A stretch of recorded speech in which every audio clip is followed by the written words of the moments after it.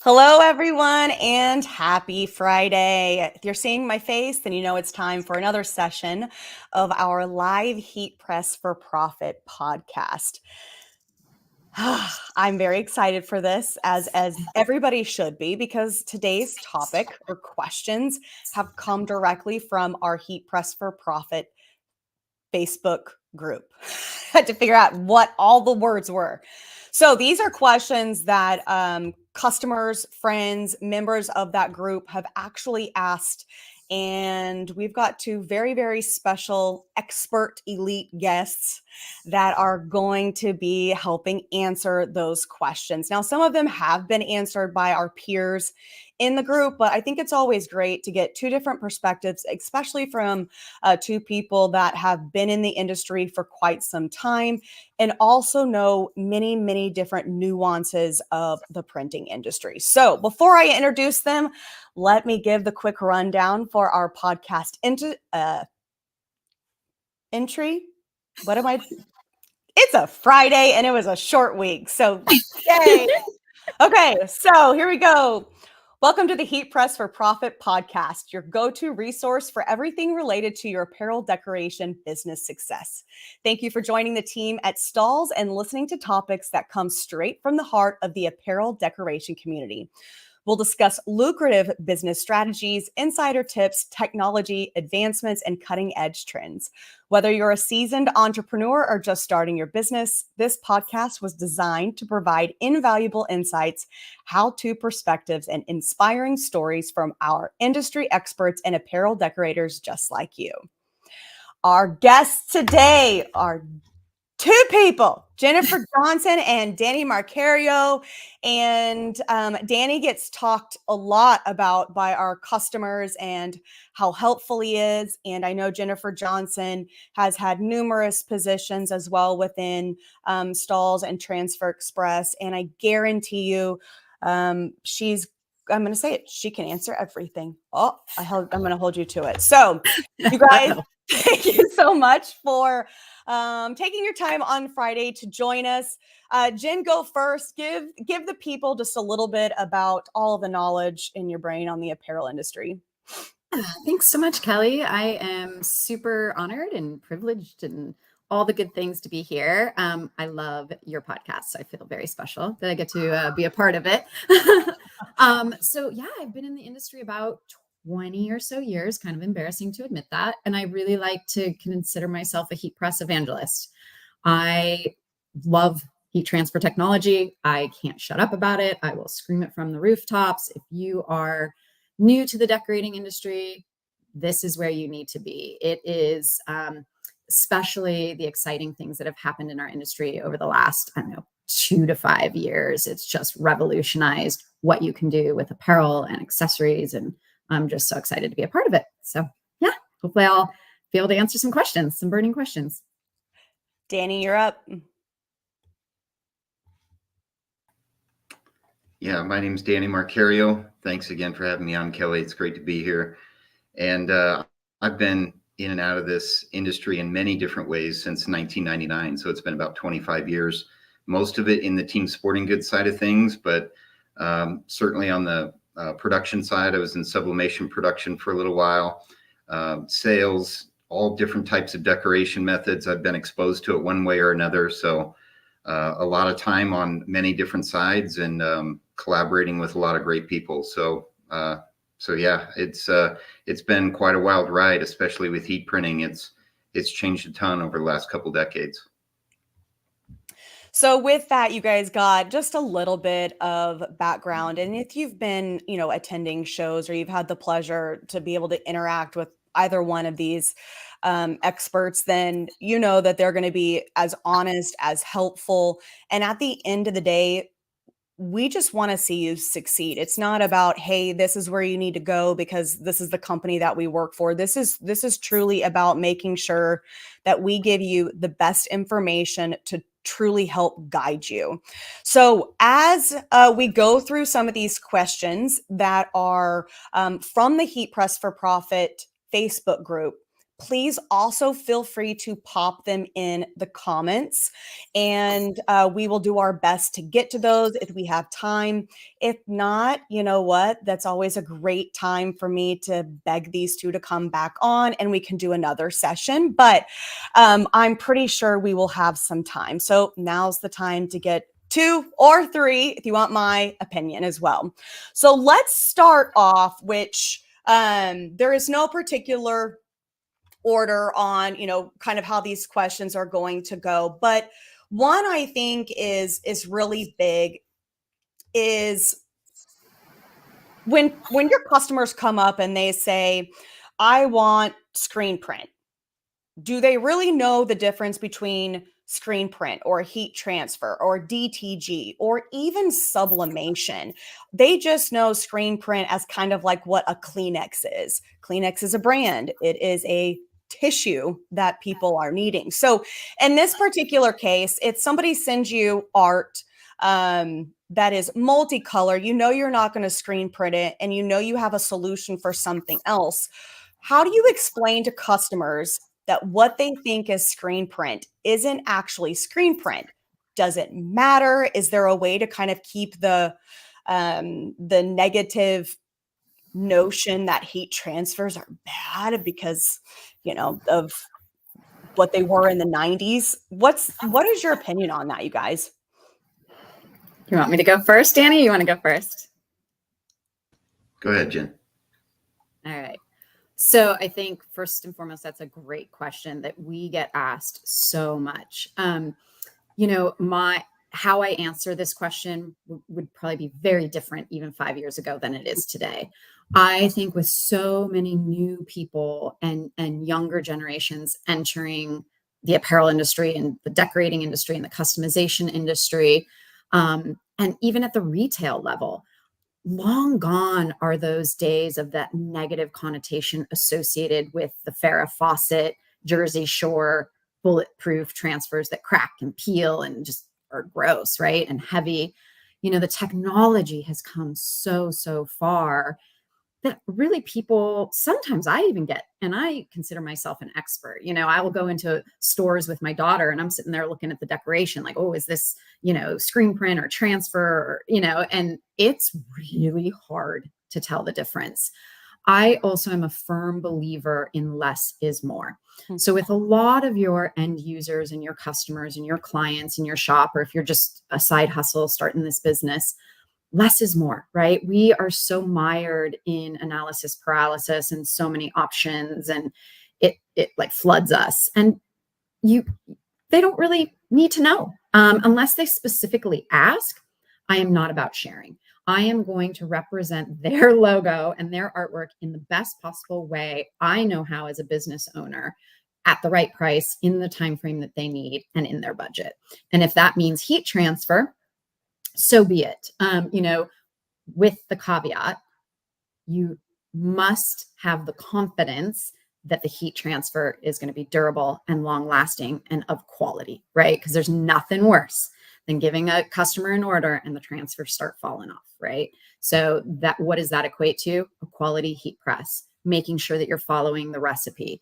All of those factors go into it. But as long as you've got all those boxes checked, I see no issues with utilizing heat transfer and really not saying anything to the customer. Danny, do you have a different opinion? That was a great response. The only things I would add is there is a level of leverage that you have here. If you understand the industry and what's going on in screen print or the other decoration methods, you know that they don't have as many outs to get that particular item decorated. And if you know those things, then you can use that as leverage in the decoration that you're offering, right? And that usually has thresholds to it. So like an example with screen print, maybe it's the amount of colors and the quantity that a screen printer would even take on to accomplish that particular print job. And if you have that knowledge ahead of time and they want 20, 30, 50 pieces, then for a fact they're not going to get it done any other way or with another decorator, and your solution is going to be the better one because you have that knowledge behind you. So that's certainly valuable. I love it. So when we go through some of these questions, I'm going to do my best to try to group them in categories. So we're not going from business, markets, product all over the place, but there might be some skipping around. So one thing that I kind of wanted to dive into was I've seen a lot of questions more recently on our podcasts, webinars, and in the group in regards to cutters. And I have to say that that makes me so excited because I am a lover of special, unique HTV. I think it's a huge bonus that people can offer if they're already using a heat press. Yes, there might be some cutting and weeding involved, but the type of special effect, like this is chroma twill. This is our silver chroma twill, and you just cannot get this effect with anything else. This is an HTV. It is cut. It has texture to it, and you can tell that it has a little bit of a metallic and in person kind of a pearlescent look as well. So for cutters, this is going to be a two-part question. What do you recommend somebody kind of evaluate when they have a craft cutter needing to go to a larger cutter or an industrial cutter? And then also for somebody that isn't cutting, but they want to get into it, what's your recommendation? Do they start with a craft cutter or do they start with, something that's got a little more grit to it? Yeah, these are great questions. So what I look at is if you're going to get into cutting, you're likely going to start with something small, maybe a craft cutter or something that you put on the desktop. And when you determine, or when you're finding out, okay, I need to upgrade my cutter, it's usually you're hitting a capacity. You're not able to get your jobs done fast enough. Maybe the materials you're cutting are too difficult to cut. All of those things hit a capacity, and you go, I want to be faster, and I want to do all these things better and make my product look better. And so the things that you would ask yourself is, one is the capacity. Two is, do I have the space for a bigger cutter in my shop? Can I fit it? What are the benefits of this cutter? If I make this investment, how much put through, and how much more money am I going to make with this? Is it going to help me overall? Am I going to be more accurate and more consistent? And I think so. I think if you get a good quality production cutter, you're going to upgrade all of those things. And like Kelly mentioned, there's a lot of specialty materials that are involved here, that some are thicker than others. And production cutter is going to allow you to cut those things, cut materials that you probably couldn't cut with a craft cutter. And it's going to give you those advantages. And that's kind of the things I would look at or give advice on as to why would I invest $1,800 or $2,000 into a cutter if I'm not going to get these benefits out of it? And I think more often than not, you will. And I think there's a ton of profits that come from it. And even taking this down to a little bit more of a granular level of what you can do, names and numbers are extremely profitable. And for you to be able to produce them on demand, same day, next day, and really, really get a good price for them, I think if you mix all of these things I mentioned together and add names and numbers to it, you'd be in a good spot, and it'd be a great investment. Yeah, to piggyback on what Danny says, I equate a craft cutter to a hobbyist. Somebody that's making birthday t-shirts, t-shirts for friends, cute little things for their kids or their grandkids, somebody that's doing it as a hobby. They're doing it because they love it. They love to create and do things like that, right? As you start to take your business to that next step, and you're getting these bigger jobs, right? But yet you still want that element of differentiation, right? I feel like DTF is heavily saturated in our market, but DTF, just like you said, doesn't offer the bling and the special effects and the reflective and the puff and the dimensional products, right? Really, you can only get that from vinyl today. So stepping up from what we call a step motor, right? A step and repeat motor on like a craft cutter, a Cricut or something like that, into a servo motor, which is an industrial cutter, the speed, the accuracy, the thicker items you can cut, right? You all of a sudden just open up so much more capacity and capability in your business. And that really kind of takes you from that hobbyist or side hustle or just doing things for fun to really that next step in your business. And I think it's hugely beneficial. I also want to add to that, because I think one of the biggest things is if your business is based on quantity. You don't take onesies, twosies, maybe you even like loathe taking 6 pieces. Then you're going to spend more time setting up and running your cutter for a quantity order than you would just putting in a little bit of money and getting the efficiency and the speed out of an industrial cutter or a servo motor. And if it's one of those things where, you know what, maybe you have an Etsy business, and there is nothing to be said that you can't have a successful Etsy business creating onesies, twosies, custom. There is nothing not taking that. The biggest thing is if you're doing one and you can keep that cricket or that silhouette working on that one individual piece, then great. Because if I just need one, sometimes it is easier to use a craft cutter than setting up, getting out my roll, doing all of that for, I have a GraphTech and a silhouette.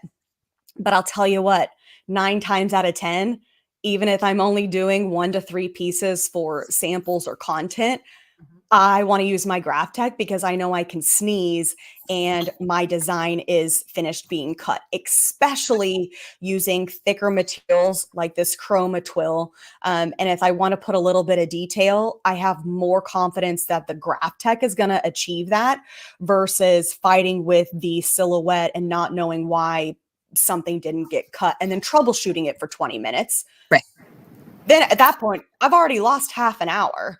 So and that's your profit, all your profitability, right? Like money is time and time is money. And if this is a business that you want to stay in, then take that initial leap and get the industrial cutter, because the more you do it, the more efficient you can be, the quicker you're going to make your money back.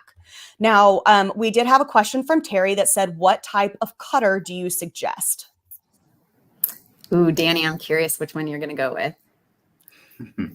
So really, I mean, the two that Stahls has as an example are Roland and GraphTech. They're excellent cutters. I think you could pick either one and you're not going to go wrong with either of them.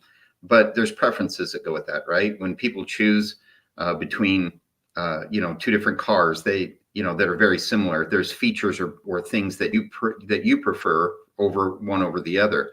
I like the GraphTech. I like the simplicity. I like just basically how everything works with that cutter in relation to the Roland.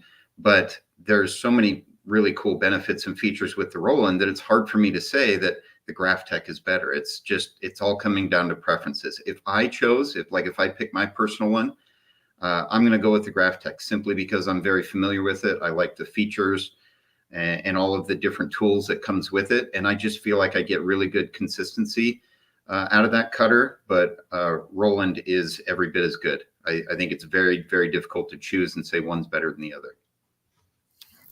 Terry, do yourself a favor and go onto our website, go to the GravTech landing page and request a live demo. It's a 30-minute demo. You will likely get Danny and you will be sold. Really, truly, like he's just such a guru. And so he wants you to succeed, right? And understand the business. I equate the GravTech and the Roland to an iPhone and an Android. They're both fantastic. They both will get the job done. They're both equal in price, comparable in price. And again, it's so funny hearing Danny say that because I learned on a Roland. And so for me, a Roland is like the iPhone. It's just easy. You pull it out of the box, turn it on. It's super easy. GravTech to me has a slightly larger learning curve, but the new GravTechs blow the Rolands out of the water with all the features and the bells and the whistles and all the things that Danny's going to go over with you if you do take a live demo with him, are just So really, like Danny said, you cannot go wrong with either one of those cutters. Very similar warranties, all the things. And then obviously you get the phenomenal support from Stahls. And I will say, Skip and I actually had this question when we were doing a video together. Skip, was it last week or this week? Don't know, it's running together, but you guys will be able to get his opinion on the cutters as well. And you can see, he said you can get a quality cutter that isn't considered a craft cutter for not much more money than a Cricut or something similar. And I know that he's had his for years. So it's just great to see that going to that industrial cutter, there is confidence behind that from multiple different people, multiple different business types as well. And the really big thing, if you're going to, you know, whether you go with a Roland, a Gravtech or something else, just make sure when you're doing your research, you're going from a step motor, which is a Cricut or a Silhouette, something that you can get at Joann's or Michael's, into what we call a servo motor. So a step motor, kind of the blades like go up real slow. A servo motor is real smooth. So just making sure that those are kind of your differentiators between what I would consider a craft versus a production.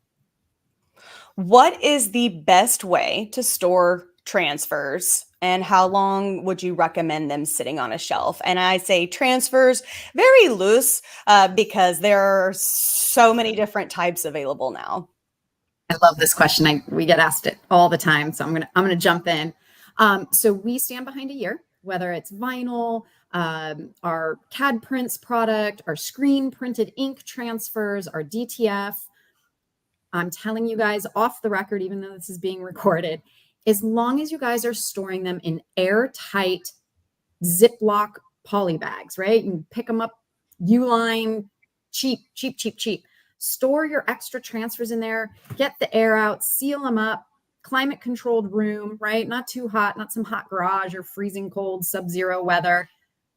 Years. Those puppies will last you years. And I always tell my customers, if you've got a stack of 20 transfers left over and you're storing them and you're ready to use them again, take the transfer from the top, one from the middle, and one from the bottom, and test them.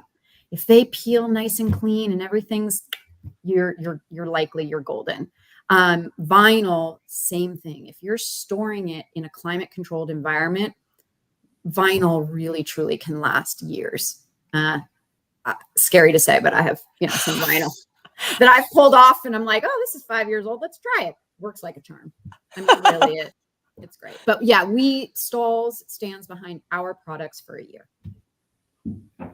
Yeah. So there's a lot of things that happen with, degradation over time with adhesives and things in these materials. And it's the safe play, of course, is a year or less, because then you're just ensuring that transfer is going to do what it's supposed to do within that amount of time. But like Jen said, many of these transfers can go much longer.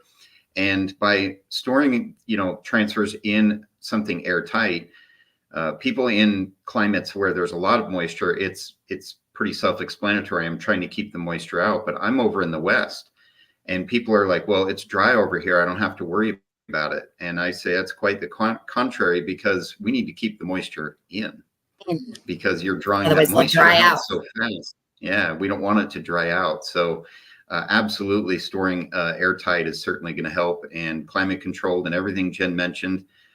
But keeping that window and cycling your transfers, and just putting yourself in a position where you're going to have consistency is certainly a good idea. Love it. So this one has to do with some traveling. Been wanting to ask this question for a while now. To those of you who take your setup on the road to festivals, shows, sports events, etc. A, what is the pitch you make to the organization? B, how do you know what to bring, if not just the logo of the event organization you are working with? And C, is it worth doing these on the road events in the long run? Oh, Danny, I'm going to punt that to you. You are the road master. I could spend 3 hours on this subject alone. And I promise I won't. I'll condense it, I promise. So when you approach the people coordinating the event, they're looking, if they want you there, they're looking for the value that you can provide, right? Like, what are you gonna what are you gonna provide the people that are gonna be here? And they want things that draw people there, that they're gonna have something exciting to see, or maybe there's a service that you add, right? And if you approach these coordinators and say, I would not go to them and say, hey, what does it cost to set up at your event? I would approach them with, hey, what would it take to set up at your event? This is what I offer. Show them the value of what you have there.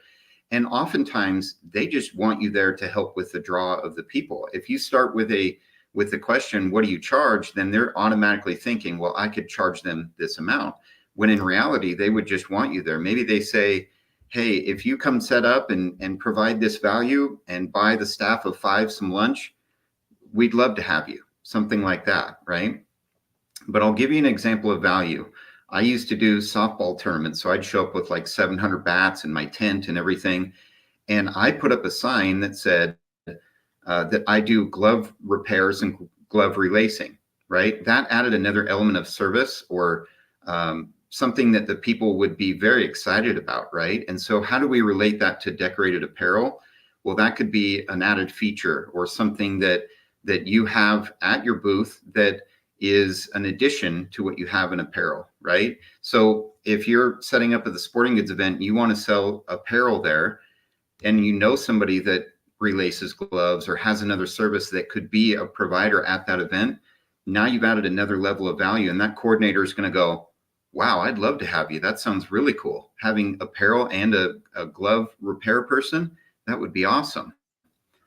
But past the working with the coordinator, now we have to determine how, like if I'm going to go set up somewhere, like what are the things to consider? You certainly want to bring the apparel and the decoration. I think that's the easy part. The part that gets complicated is I'm going to an event that could be a couple 100 miles away. I don't know what the weather's going to be that day. I don't know if they have proper power. Do I have long enough power cords? Do I have all the tools I need?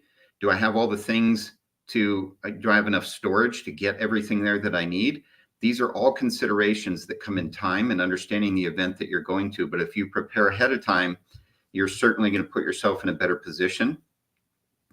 And I think that these are extremely lucrative things to do. You want to get out there and set up at these events and make money, but you also want to make sure that you plan ahead on what that potential profit could be, right? So if you can look at this opportunity as, okay, it's going to cost me this much to get there. This is my cost of goods. This is what it's going to take to set up. And this is what my time is. And you feel like you can go to that event, cover those costs and make a decent margin, then do it. But if you're on the fence, or if you think that margin's too thin, or you're very hesitant on the weather or some of these other things that I've talked about, then don't do it. Pick another spot, pick another event, and make that one work. Because the last thing you want is to drive 300 miles somewhere and you don't make any money, or you run into a weather problem or something like that. So you need to be prepared. Absolutely. So Danny, I think we might have another podcast topic. Yeah, I love That's it. what's coming to my mind is like, if you're like, I could talk for 3 hours. Okay. We've got another topic. I certainly could. I mean, there's so many elements to this and to shorten it, condense it is kind of difficult to do. But I've seen so many people make so much money doing this. If you get it down and you get a process going, you make a ton of money doing this. And like things that stand out to me that are really kind of all over the country is like rodeos, as an example. You would think, yeah, okay, I've got to go set up at the softball tournament, or I got to go set up at the local, 4th of July concert or whatever. But if you look at rodeos or some of these things that are a bit outside the box, which I like to use, you can make so much money doing these things. It's so fun to do. Yep. Absolutely. I agree. I think events are the way of the future, right? Like people want the experiences. And I think I actually think COVID had a lot to do with people wanting to have that kind of next level in-person experience. That's my opinion on it, but I've seen more and more and more event pop-ups in a variety of different market spaces that I may not thought I, would have ever seen somebody pop up at. Okay, here's another good question based on consumer versus resale. How do you set pricing for a company that wants to purchase decorated shirts for resale? Do you keep margins the same and allow quantities to be the discounted price for their own distribution? Or what formula do you use at the different formula for each type of customer? Now, I say formula as this is something they had asked in the Heat Press for Profit group. And like I said, other peers were coming in and answering. So when it does come to kind of understanding what to charge for the two different types of customers, what do you guys think on that? Danny, I'm going to let you speak on that first, and then I'm going to follow up. So if you're selling to somebody that is reselling their product, they need enough margin to resell it, right? So what ends up happening for you as the supplier is you have inherent lower margins. So you're taking in less so that they can put some profit on top of that, right? That's kind of how this works. And so if you can get higher quantities, that's preferred. The higher the quantity with a little bit less margin makes sense. But depending on what this reseller wants, that may be tough to do, but that's the goal. And then I do want to let Jen get in some thoughts here. My only caution with this is that when you fill up a pipeline full of resellers, is that if their business doesn't do well, or if we hit tougher times or something like that, and you have your pipeline full of lower margin clients, then you can find yourself in a very difficult situation, and the rest of your pipeline is not there to support you, right? So you want to diversify that, get some of these clients. It's okay to make less margin if you have the quantities and everything that are there. Take those opportunities, but make sure your pipeline is certainly spread out a little bit. You want to insulate yourself and make sure that you're in a good spot with things that you can't control. Yeah, and I have a little bit of a different take on margins and selling direct to end user or consumer versus a reseller, right? Exactly what Danny said. I think to diversify your business, you really need a mix of both. You're going to have some jobs and some clients and some programs that you're going to take a hit on, right? You're going to take a little less margin on. And then you're going to have some where you're making nice, healthy margins. And I think that's what's going to keep your business sustained. Where I really think people miss the mark is diversifying. You might be really, really good at something, but every Tom, Dick, and Harry can sell a t-shirt, right? It's kind of a race to the bottom to sell a t-shirt. How can you differentiate yourself in your community? Maybe you've got like a really quaint little downtown area. Like, what is different, right? And I'm a firm believer in upsell, upsell, upsell, because as human beings, right, we tend to shop on emotion.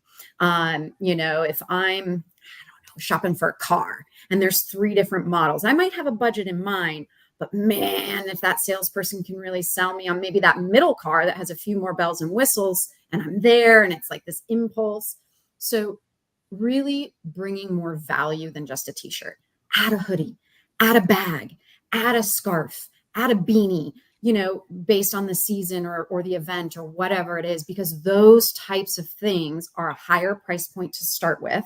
You add then a really cool, like chroma twill, like Kelly's wearing, there go your margin, right? Your cost really isn't to make that twill, but to put it on a really high-end jacket or quarter zip or backpack, man, and you can just sell that as a nice, beautiful package to the client. That's really where you're going to end. I don't think it answered this person's question directly.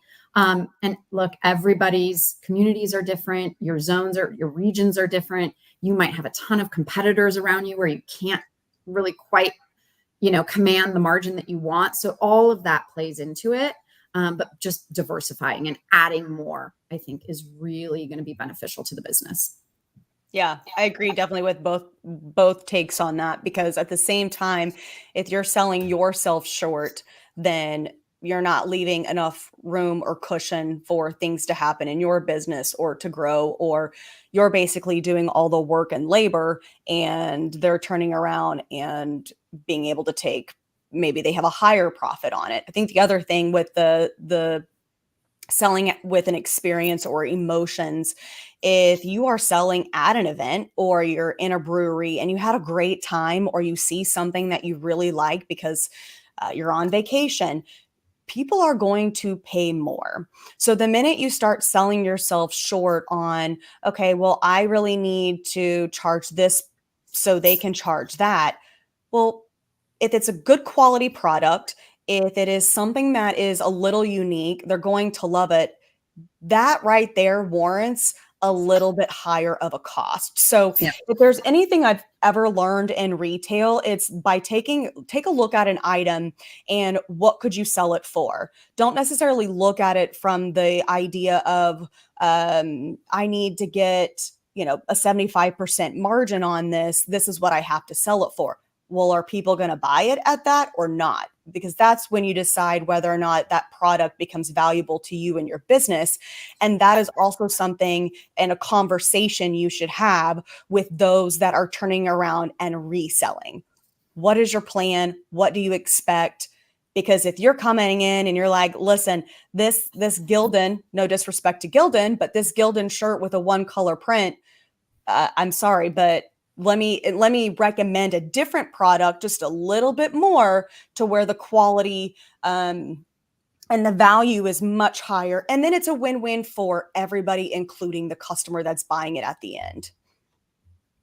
And just to answer, I believe it's Brandon's question. Yeah. I don't know if we can post this in the chat, but we have these amazing resources over at Stahls.com and transferexpress.com. But at Stahls, we have a vinyl cost calculator. It's a really helpful tool to help answer questions like, well, okay, if I have this blank and I have a transfer, how much should I mark it up? It really helps. We also have that for our patches and emblems as well. So really, really good resources, you guys. Check them out on our website. Really helpful guides. Love it. So last in terms of business is I am working on my standard operating procedures, new client acquisition. What questions did you ask your clients up front that changed from a perspective to an actual client? Also, any advice you're willing to share would be extremely helpful. Yeah, I can go first. I think really being direct and asking the client what their end goal is, right? What is your end goal? Is it to make the most amount of profit? Is it to have higher perceived value, brand recognition, differentiation, consumer engagement? What is their end goal? And then really try to tailor your offering to that end goal. Because if you aren't on the same page with your client, you're showing them a $50 Carhartt jacket and their budget is $15. You guys are not even speaking the same language, right? And then that doesn't build good rapport, trust, right? The client's like, they're not listening to me. They're not telling me what I want. And also setting expectations. I see this all the time. This happens all the time to us. You will get those clients, right, that want to run you ragged. They want you to do umpteen proof revisions. And I don't like this. Show me 5 more styles. And they're just mired into indecision, right? Really standing your ground and either charging for those additional services, because as a small business owner, your time is the most valuable thing in your business, right? Or setting expectation and being very clear about the expectation. And then one more thing I'll add is we all get asked this. You're too expensive. Do you offer a discount? Well, I can find it cheaper over at Bob's T-shirt shack over down the street. I am telling you, you will not be in business in 1 to 2 years if you operate constantly on discounts.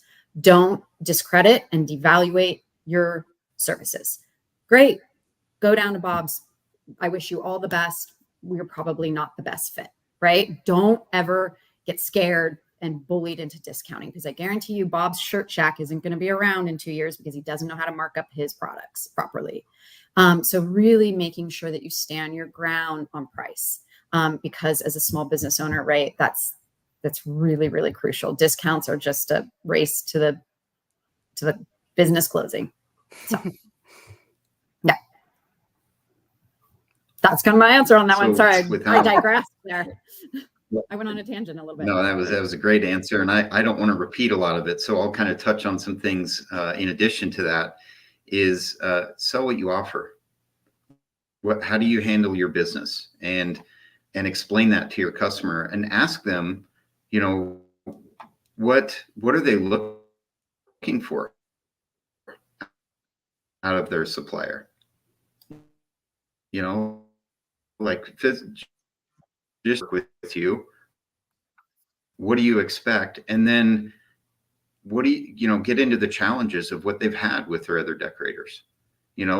This guy, he never met my lead times, or this guy would always change the price on me, or the quality wasn't there, right? If you understand the challenges that, what they had before, or the challenges they had before, you're able to use that to your advantage, because you can say, hey, I am consistent. I am good on price. I can help you with all these things. And I don't want you to experience the things you experienced before. I can take care of that, right? So you touch on all those sore subjects that they had in the past. If they had them, you need to understand what they are. And then people work with you because it's you and what you provide, and what you or people that work with you provide in your business. And I think there's more value in that than what people understand. Even if they pay a little bit more, it's because of the little things that you do. Like maybe in order to get them their product in time, you drove it out and delivered it to them. Or every time you put your product together and you put a little note in there that's a thank you card that makes them feel good about what they bought. Like all these little things that cost you next to nothing. That's what makes people want to buy from you. And I really, people get discouraged. They think, well, I have all this competition and I can't compete. You can, because you're the unique one. You're the one that is different than the others. And the value that you give is how you're going to win that business. Absolutely.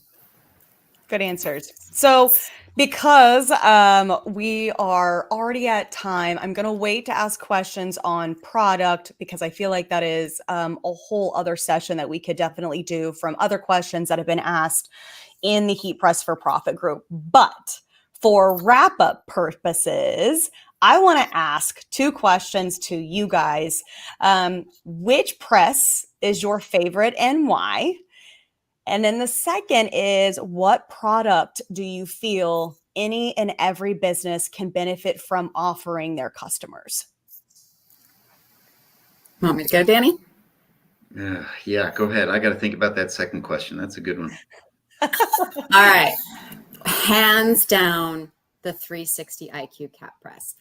And I'm going away from the norm, right? Everybody likely is going to say a t-shirt press, because that's the first thing you need if you're starting out a business, is a t-shirt press. But I'm telling you what, you guys, for under $2,000, this little press can not only do patches on hats, it can do scarves, fanny packs, bags, left chest, sleeve, back yoke, like anything you can fit on that 2.5-inch footprint, you can decorate on this little 360. I have one sitting right next to me. I love this little press. It's portable, it's lightweight, you can take it to events. I mean, it just checks so many boxes. You can make your money back on this thing in one job, so that's my press that I'm going to stand by. And then product, that's a tough one. I'm going to say 2. Direct to film. It's just the wave of the future. It accommodates and checks so many boxes, and is evolving every day into what it can accommodate and what it can work on. And all if you offer nothing else to your clients, DTF, whether you produce it yourself, you outsource it to a company like us, it's the way to go. And then patches and emblems. Yep. Everybody wants a patch on a hat. And man, you can command so much margin. selling a patch on a hat or a patch on a bag or a patch on a jacket or, yeah. So those are my two. Danny. So you stole a lot of my thunder there. Thanks, I'm Jen. sorry. No, I did think about this question a little bit, and I'll start with the press. So absolutely, the hat press. I love that press, but my all-time favorite press out of the entire line is the 16x16 autoclam. It's lightweight. It's you can use it in any shop setting. It's super easy to use. It has everything you'd want out of a press. And that particular size, I just love the 16x16. So if I had to pick one that could do everything, I really like that one. As far as a product, I'll answer it like this. I think that there's so many different product offerings out there. I would look at how can you add more value to that product? Is there a certain process or a finishing touch or something that you add to that product? So for example, we've talked about, like how you can make your own patches, right?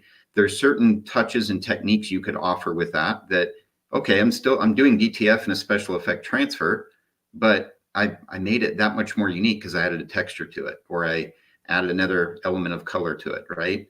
It could even be with something like vinyl or DTF, is maybe you have a process that just makes polyester look amazing. You don't have as many scorches or heat boxes or issues with it. And so the product is part of it, but if you can make that product and put it in locations or come up with processes that work for you and that you have reliability behind, it makes that product that much better. So like I said, Jen stole my thunder, so I had to come up with something there that added to that, because I do think that some of that value certainly plays a part in this.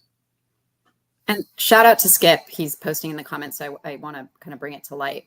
He is the master. If you guys are not part of our Heat Press for Profit Facebook group, run and join. He is the master at layering and combining different materials to make a patch, right? But a homegrown, what I call a DIY patch. So maybe you or the client doesn't have the budget, right? Or you can't meet the 25 piece minimum, but yet you can get really creative with your cutter. He is the master at it. He'll layer flock and foam and puff and and DTF and all these really cool effects to give it a patch look. You could do one. Now you can offer your client 1 or 6 or 12, right? You got to be a little careful as you start to get into mass volume. Skip does it really, really well. I don't know as though everybody could do it that well, but just stepping outside of the box, really, that's what differentiates you, right? So. Yeah, he mentioned combining materials. That's one of the little things, right? Combining materials, that it's nothing more than taking two things and making them have unique value to it. That's a whole new product. Yeah, it's a whole new product, and it's really the same thing that was already there. You're just adding your touches to it. There's a ton of value in that. Yep.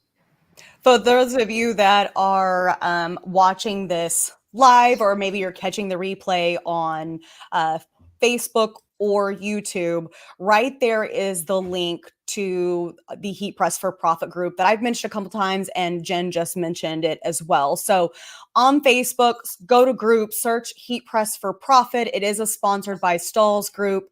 But the cool thing is it's a giant community, like I always talk about, of people in the industry, different markets, different skill levels, and everybody just contributes to helping each other grow.